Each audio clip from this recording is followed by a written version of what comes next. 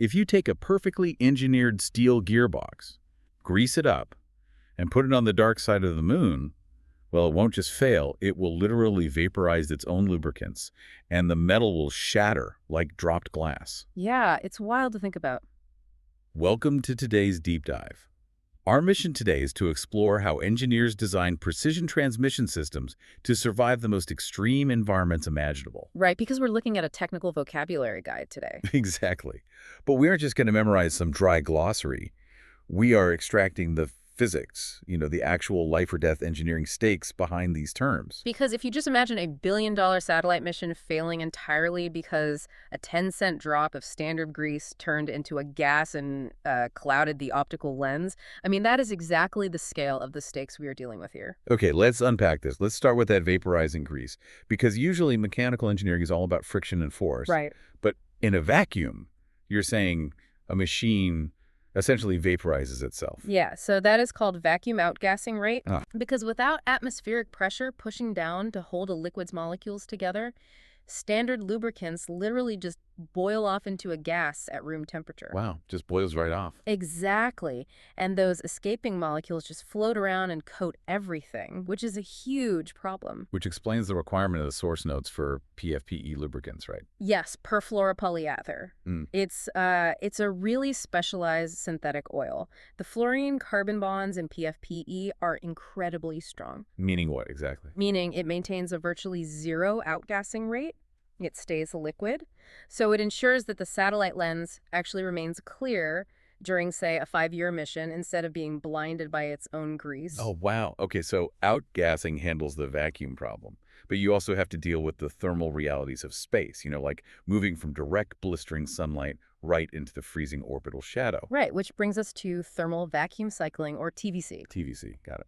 Yeah, we basically test prototypes by violently swinging them in a vacuum chamber from minus 100 degrees Celsius to positive 120 degrees Celsius. That sounds intense. It is. The source highlights a gear train prototype that actually had to survive 50 of these sessions just to prove the interference fits wouldn't loosen up. And interference fits, those are those incredibly tight, friction-based physical connections between parts, right? Exactly. You have to make sure they hold together as the materials wildly expand and contract.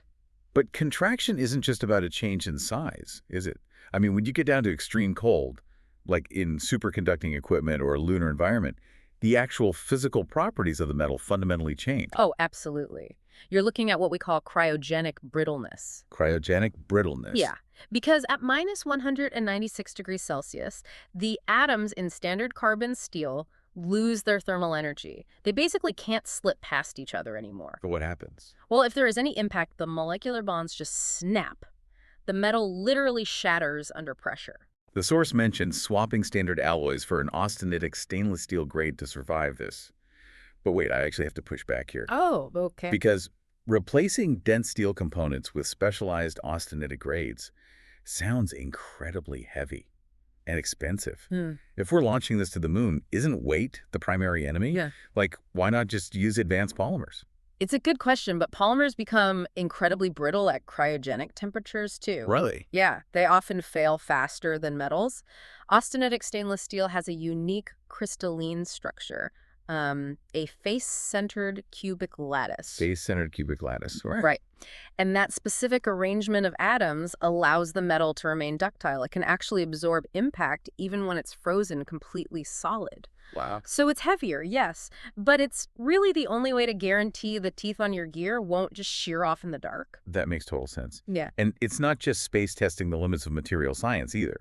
Down here on Earth, offshore wind turbines are constantly assaulted by salt water. Oh, for sure. And the standard for that environment is salt spray corrosion resistance. Right. Gearbox housings have to undergo a brutal 1,000-hour continuous salt spray test because the salt ions actively attack the metallic bonds. 1,000 hours. That's insane. Yeah, so engineers have to rely on highly specific epoxy coatings and these really robust output shaft seals just to prevent relentless chemical degradation. Okay, here's where it gets really interesting, though.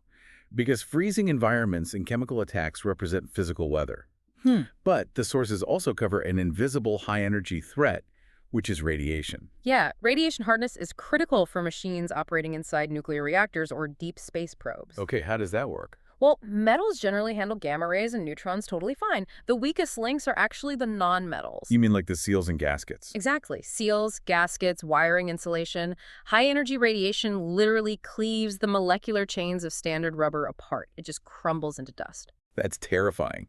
Inside a nuclear reactor inspection robot, the source notes they had to redesign the lip seal on a harmonic drive using EPDM material. But why does EPDM survive when standard rubber just dusts away? So EPDM stands for ethylene propylene diene monomer. Catchy? I know, right? It's a highly specialized synthetic rubber. Its polymer backbone is fully saturated, Saturated. meaning there are virtually no double bonds for the radiation to easily break. It's chemically structured to basically absorb gamma radiation without the material snapping. Oh, that is fascinating. Yeah. And, if we connect this to the bigger picture here, these vocabulary terms aren't just jargon. Right. They represent the literal physical boundaries defining whether our most advanced technology actually functions or just becomes really expensive space debris. Yeah, when you push machinery into these unprecedented extremes, the standard rules of physics shift, and we have to invent entirely new material structures just to survive. Exactly. And it really leaves you wondering, as humanity pushes machinery even further, like, say, sending probes diving into the crushing acidic atmospheres of gas giants, what entirely new mechanical vocabulary words will we be forced to invent next?